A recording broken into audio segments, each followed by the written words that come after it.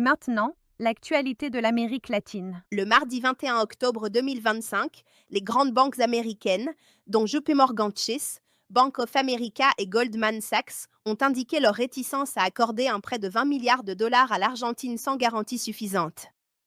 Ce financement, soutenu par le Trésor des États-Unis dirigé par Scott Bess, s'inscrit dans un plan global visant à stabiliser l'économie argentine du président Javier Milei, pour un total envisagé de 40 milliards de dollars incluant une ligne de swap. Ce même jour, le Trésor américain a confirmé être intervenu directement sur le marché des changes en rachetant des pesos argentins. Cette opération, coordonnée avec la Banque centrale de la République argentine, a fait reculer de près de 2,8% le taux officiel du peso, établi autour de 1441 pesos pour un dollar. L'ampleur exacte des achats n'a pas été rendue publique. Le mercredi 22 octobre 2025, les forces américaines ont mené 2 frappes contre des embarcations suspectées de trafic de drogue dans le Pacifique, au large de l'Amérique du Sud.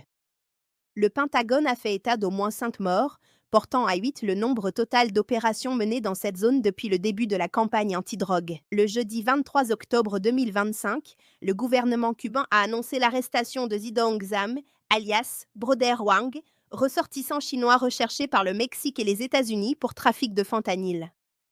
L'homme avait échappé aux autorités mexicaines en juillet. Les discussions sur son éventuelle extradition sont en cours. Le vendredi 24 octobre 2025, une nouvelle frappe américaine a détruit un bateau dans la zone Caraïbe-Pacifique, faisant 6 morts selon le Pentagone. L'identité des victimes n'a pas été confirmée, tandis que des experts des Nations Unies qualifient certaines opérations antérieures de violation du droit international dans les eaux proches du Venezuela. Le mercredi 22 octobre 2025, le Pentagone a déclaré que l'armée avait frappé 2 navires suspects dans l'est du Pacifique, tuant 5 personnes présentées comme liées au trafic de drogue. Cette opération est décrite comme une extension de la campagne antidrogue conduite sous l'administration du président Donald Trump, avec un volet maritime direct au large de l'Amérique latine. Le même jour, le 24 octobre 2025, les autorités américaines ont annoncé le déploiement du porte-avions USS Gerald R. Ford dans la zone Caraïbe et Amérique du Sud.